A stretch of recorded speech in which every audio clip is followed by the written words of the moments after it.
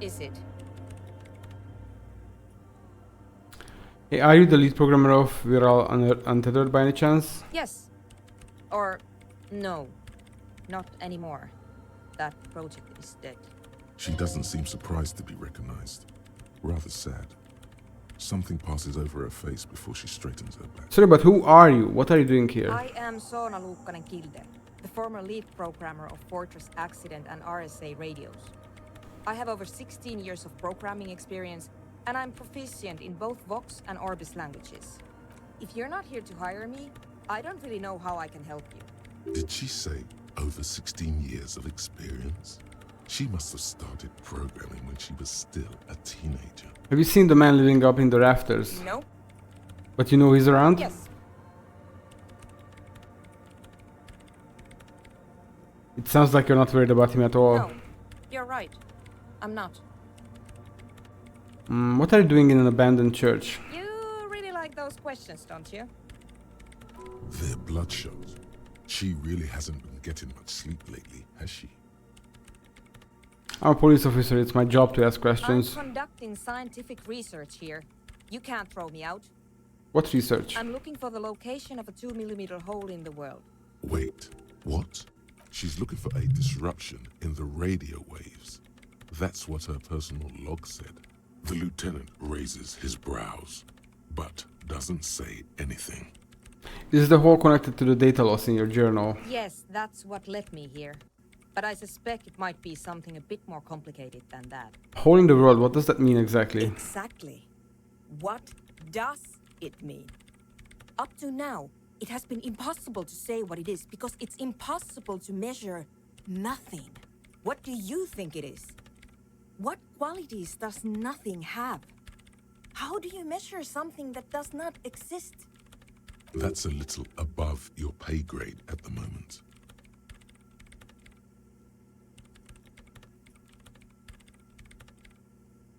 I can't even understand how we're talking about something that doesn't exist or don't measure it. You measure it by its surroundings, by that which does exist, which is what I've been trying to do. I've tried using hydro transducers to record the silence, to find out where it begins. But honestly, it's not progressing very well. You said the research isn't going well, why not? Because it's just trial and error, trying to locate the swallow, the exact point in space. And I don't have a... You know what? It would be really helpful if you could just stop talking and let me work. Alright. Great. Thanks. How do you feel about Nordic dance music? What? I hate it. I bet she hasn't even heard it. Have you actually listened to it? Like, actually listened? Yeah. Like all the time. My tent neighbors don't really ease up with their partying, do they? Maybe I'd have to be on drugs to get it, but to a sober mind it just sounds like uninspired rug whipping. No idea what it has to do with either dancing or music. Right, but how do you feel about a club for Nordic dance music? This is about those speed freaks in the tent, isn't it? I've got some news for you. It's not a nightclub they want to build. Oh, we figured that out. What do they want to build then? Take a guess, why don't you?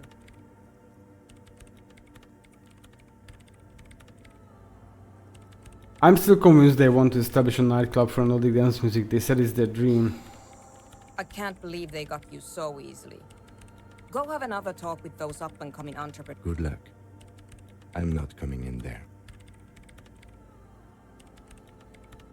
Right, I'll let you work in peace. I don't want to let her work in peace.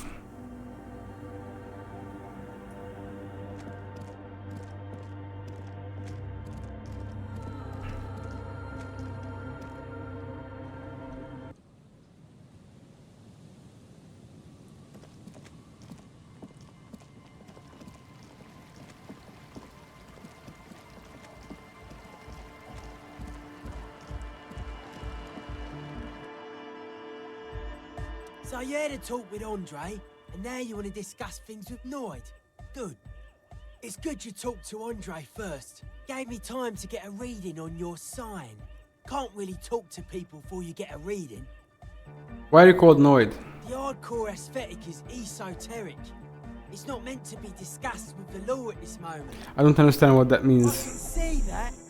Further sign matching would do good for us. One way to achieve sign synchronicity would be by getting us into the church. A young man with peroxide blonde hair holds up a Harman Welshi tape player, nodding along to the music. Hardcore! Hardcore! Hardcore to the mega! Internally coherent! Encore! Alright! Yeah! He furrows his brow as his very large head traces the sublime invisible movement of the music in the very real air of the stuffy tent. Hardcore! Ah! No, but seriously, I'm a little bit worried it isn't. The question is, what is the question?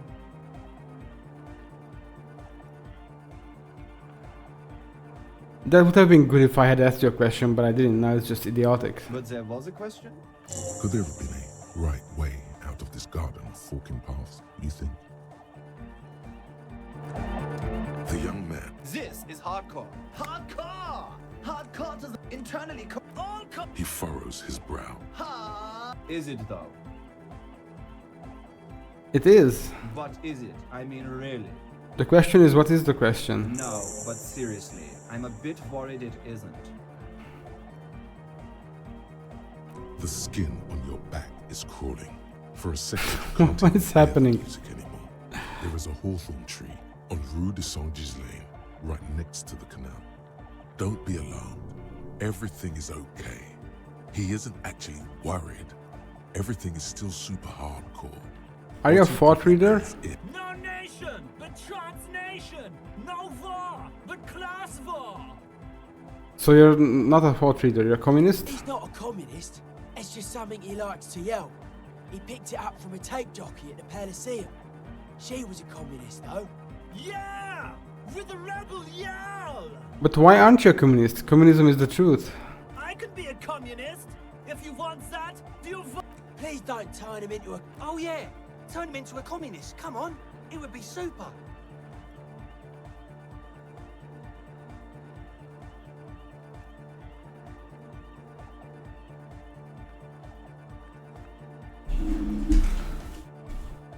Do we take a risk with option number 3?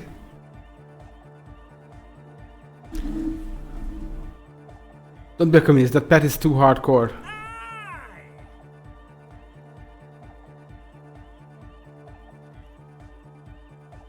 I could be a communist. Okay, let's try this If again. you Then. want that, do you want me to be a Please don't turn... Oh, yeah. Be a communist, Cat. The future needs your help.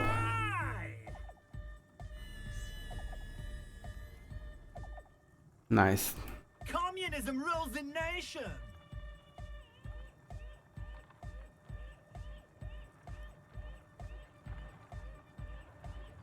Almost there, could just use a bit more work. The worker must move your ass. No, that's still not it. I'm sorry. Alright, goodbye, Cat. All right. The precarious world. How not to lose. It is impossible not to. The world is balanced on the edge of a knife. It's a game of frayed nerves. You're pushed on by numbers and punitive measures, pain, rejection, and unpaid bills. You can either play or you can crawl under a boat and waste away, turn into salt or a flock of seagulls. Your enemies would love that. Or you can fight. The only way to load the dice is to keep on fighting.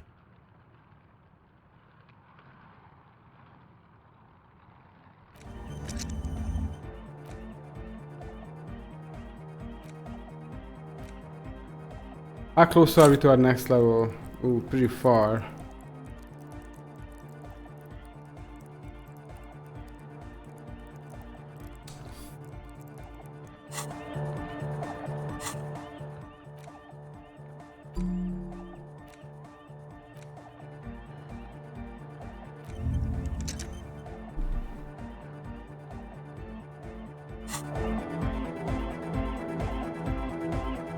gang. So, how are things going? And? I talked to the shadow-clad being climbing the beams, a man living on the ceiling. Oh man, the crab man you mean? Who is he? What did you think? It seemed okay, to be honest, very spiritual. Really? Huh. Just Interesting. preaching and praying from the What's looks he of doing it. in the church? No matter. Is he gonna be a problem? Yeah, Noid is right. Let's get back to the point. What are we gonna do about it? These guys will never catch him. You will never catch him. There's nothing to do.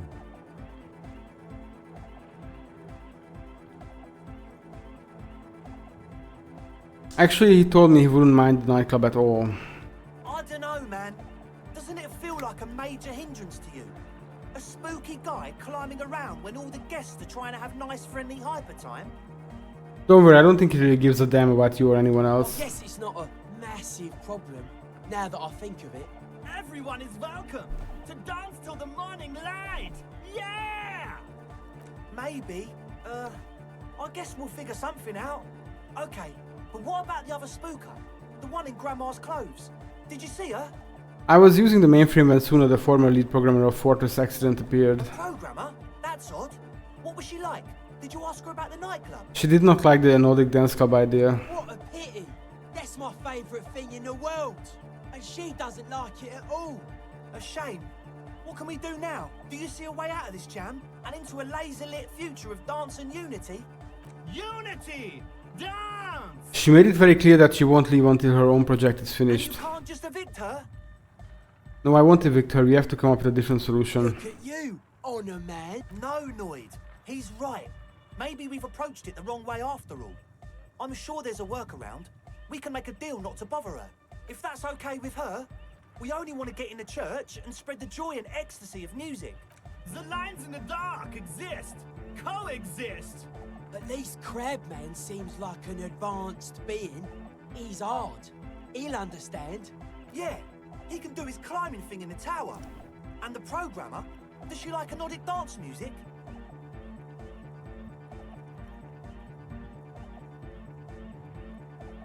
She gets down, I mean, who doesn't? Just listen to that crazy pulse. Wonderful! If coexisting fails, you can always muscle her out, right? If it's all okay with you, what do you think? Alright, I'll see how it goes. Excellent! Good luck, my friend.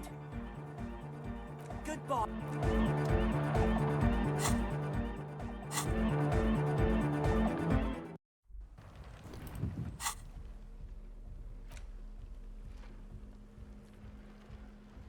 Oh, we didn't check this one out yet. The library card is folded into two and still slightly wet to the touch. The front side reads, Central Jamrock Public Library Card, issued to Billy Mejean, expires July 53. Billy is a unisex name. Could be the deceased or his family member. Look at the backside. If lost, please return the card to the library. Dial 005 02 55211 or visit us at Moreau Street, 78, Jamrock. Business hours, 900 to 1800. Good. We should give them a call from my kinema. See if we can learn anything about Billy Mejean. Whoever owns this card is an avid reader. You find a list of books written in blue pencil. Radio thriller. Stand a little less between me and the sun. The last one in the list is The Glinton Curve by M. Theobald. A library stamp indicates that the book has been returned. Most of these titles seem to be in the sci-fi genre. Some thrillers too.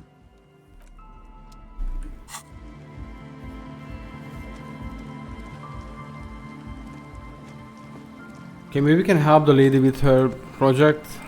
We track down the exact spot. Maybe that can help her. I don't know, man. Wait, this is the church. Where am I going? Where am I going? Stop.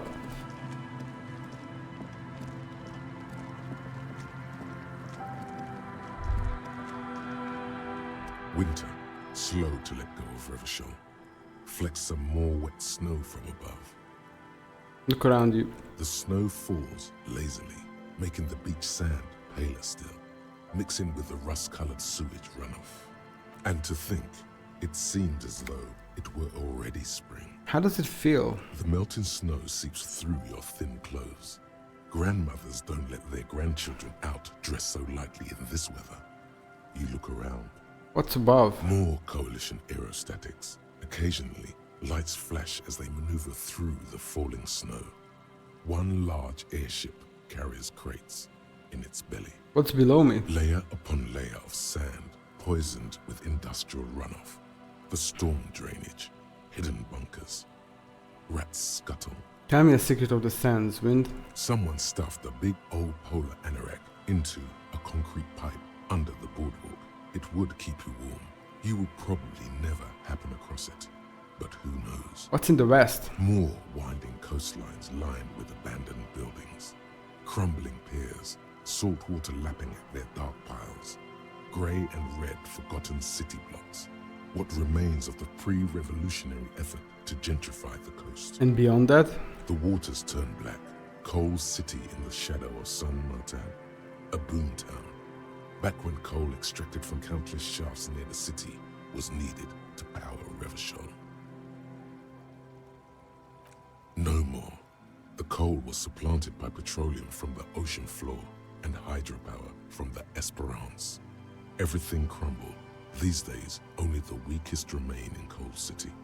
Their hopes of getting rich linger in the defunct shafts under their feet. What is there? Below the old mines, L'Océan Municipal, Revachol's underground cemetery. Le Petit Rat braved the underground passageways, trying to get to Le Royaume. The Petit Rat. Children under 14, they go underground looking for artifacts to sell to foreign museums and for fabled relics. Their parents let them. They go deeper. Deeper. After rubies, melchiorite, lapis lazuli, plundered from Safle and Seol during the time of the suzerain. In the burial chambers of the kings, Grand old Philip, Guillaume II, and even in the mausoleum of Philip the Opulent. 2 kilometers underground, in a winding shaft along whose walls mirrors have been placed, so that daylight may eternally fall upon the richest of all the kings. The mausoleum contains untold quantities of gold, and that special, purest of the pure magenta cocaine, favored by Revacholian royalty. Did someone say untold quantities of cocaine? Drop everything immediately and go looking for this hoard. How can it be pure if it's magenta? How can it be pure if it's magenta? Snow falls, and there is no answer. Some things are not for mortals to know. Few Petit Rats return from the shafts. Even fewer find what they're looking for. A small child steps out of the black tunnel with silver trinkets in her pockets. All around her, white snow on the extinguished coke furnaces and on the weather-worn shacks where fathers beat their sons after drinking. The snow melts on your fingers, turning to water. What's in the east? The canal you crossed to get here and beyond it. Martinez proper, the district the police forgot to police. There is laughter, lights, attempts at entrepreneurial activity, cynicism. Someone is scraping snow off their windshield at the roundabout, in the midst of which a statue of Philip III serves as a destination for grade school field trips and a fine perch for winter birds. That is all. Like all monuments, it's also a warning. 6-story ruins on the south side of the roundabout cast a long shadow over the profligate king. And further? A fenced-off yard. There's a truck belonging to a logistics company parked next to the gate. Bright light from a building behind the fence reflects off its hood. Clean white light coming from the windows of a clean cube-shaped office building hidden amidst ruins. A secret. What's in the north? The abandoned church, its walls covered with hoarfrost now. One of Lissette's sœurs. The other 6 sisters were destroyed during the revolution. And further north? A serpentine strip of land weaving its way into the Martinez Inlet. Unfortunates on the run from the law, from themselves, sometimes hide out on nearby islets. Little dots in the ocean that are occasionally submerged when the tide is high and the weather foul. And on the islets? The remains of a camp on a jagged piece of rock, a tent, old dishes and cutlery, long since abandoned. A hermit crab scuttles among the debris, looking for a new shell. Further out, the lights burn bright on Resurrection, way beyond Martinez, a popular spa destination for ample-bodied Ozon kids with equally ample pockets. And on the other side of the inlet? Then there's Ozon, but the snow falls too thick. You cannot see that far. Before that, before the curtains are drawn? The Bay of Revachol. Vastness, great depth, over 1,200 meters at its deepest. Water, air-brinier than hair. It is crisscrossed by huge cargo ships bearing company logos. Wild pines, Zam, Mauryan, and at the farthest reaches of the Bay of Revachol, the shadow of the coalition warship Archer, on perpetual patrol duty, ready to unleash artillery fire if you were to rise up against the market. What's in the south? The raised motorway, 881, separating Martinez from Jamro. Vehicles whoosh past one another day and night, while those who reside in labyrinthine alleyways beneath the motorway attempt to carry on with their lives in the snow and the slush. And south of the 881 is the Pox. The Pox. Was once a park, a place for reflection and recuperation for the patients of the old military hospital. In the 20s, it was used as a quarantine center during a measles outbreak that killed many children. Most everyone has avoided the hospital and surrounding park ever since. The Pox is completely wild now. Evergreen thickets covered in snow and industrial dust. Feral dogs and even wolves roaming in packs. The police try to keep the deepest corners cordoned off. But still. Heavy drug users do slip through and hole up in the old military hospital, hoping to find something to get high on among the hastily abandoned supplies, or just to overdose in peace. Further south? A line of motor garages with armored carapaces hunched in the cold. A mechanic is hard at work, patching up bullet holes in the side of a Capri 40.